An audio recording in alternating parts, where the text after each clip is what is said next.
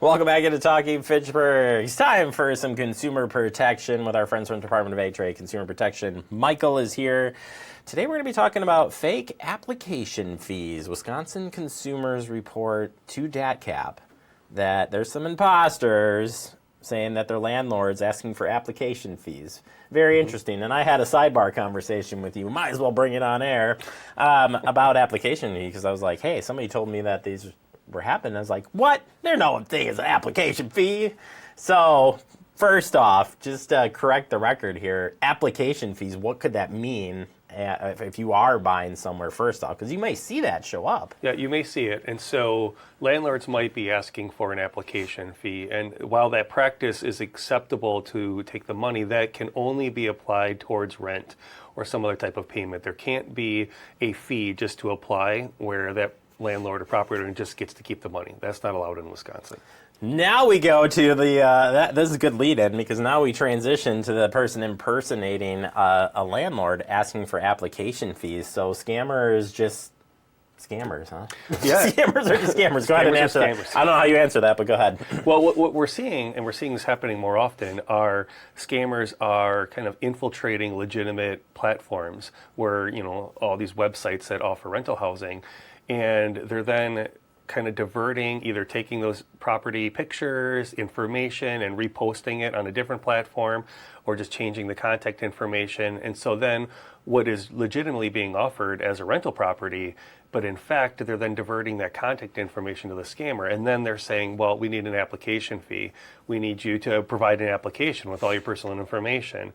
We're going to have to, you know, a credit check. And so, and all these things are legitimate steps in applying for a real property, but then you're unknowingly either paying money, giving away your personal information, your credit information. And so that's, of course, what we know is the basis of what all scammers want.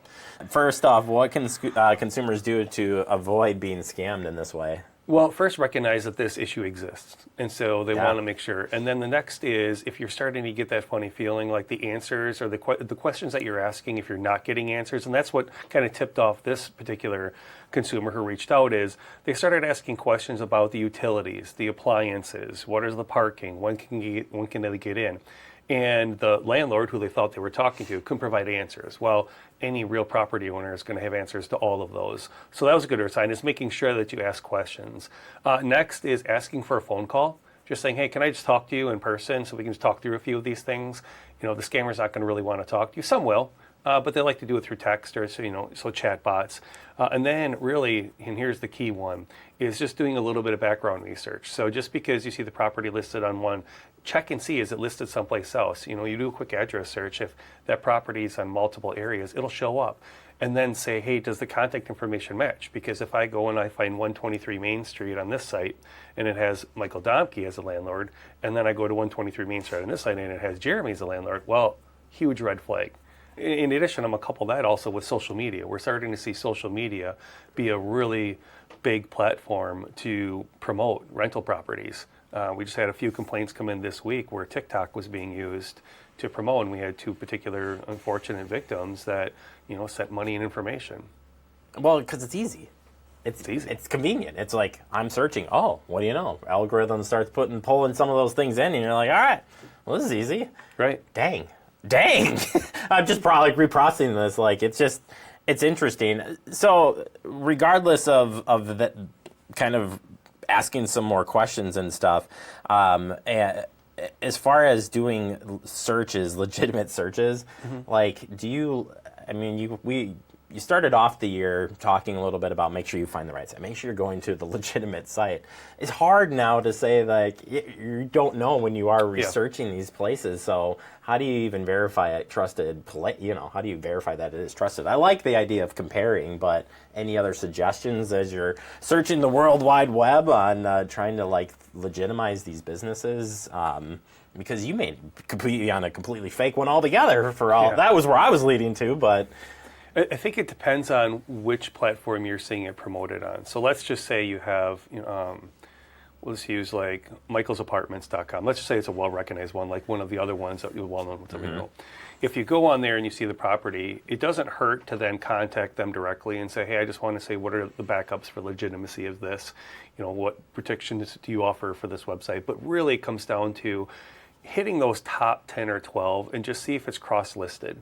And if it is cross-listed, do the pictures look the same as the contact info? Because, it's real easy, unfortunately, to steal those pictures, find that information, and then just create your own posting, right? And so that's why we're saying that. Now, if you're seeing well-known realty companies that are offering rentals, home sales and rentals, then by all means, go to a secondary source where you can contact that realty company and say, hey, is this really for rent, for one? And then two, who is the contact agent for this?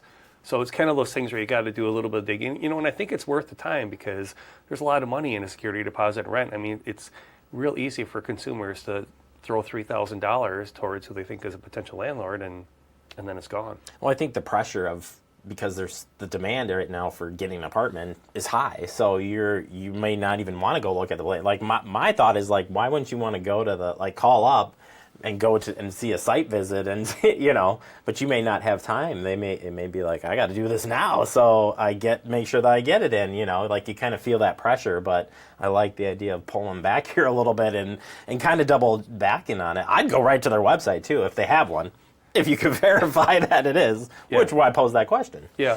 I think some scenarios where you're describing is correct. If you have the ability and you're local, you can check it out. Sure. I think other scenarios where maybe you're relocating for business, we talk about during Military Appreciation Month, which we're here at. That is one also. If all of a sudden you're a soldier that is being relocated to a different area, you can't go look at that property that's on the other side of the country. So. Yeah. You're calling and reaching out, and so they're targeting some of those, but then they're also targeting local consumers who don't have a chance. Or what we're starting to see a little bit is where they're putting key boxes. They're just hanging their own key box on the front of a house and saying, well, the key's in there, go ahead, and it adds legitimacy to the scam, but in reality it's not true.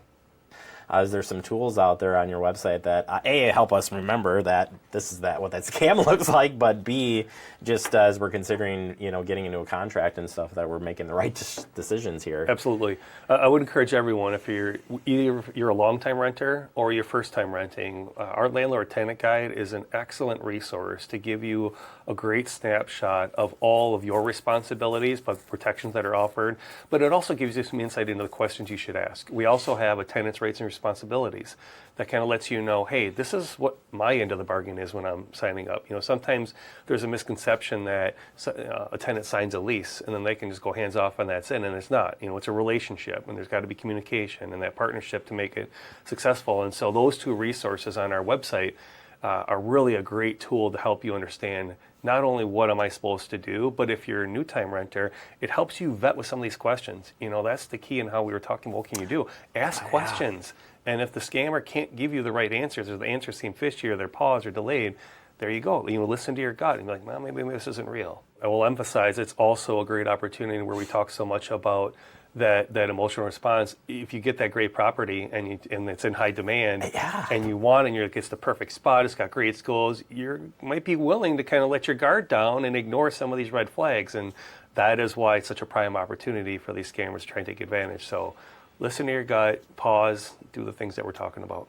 All right, as mentioned, all you got to do is go to DATCP's website. Got great information out there, and you definitely do your homework before getting out there. And the resource guide's amazing. So easy to use. Don't be afraid of that. I think we always say, hey, go check these resources out.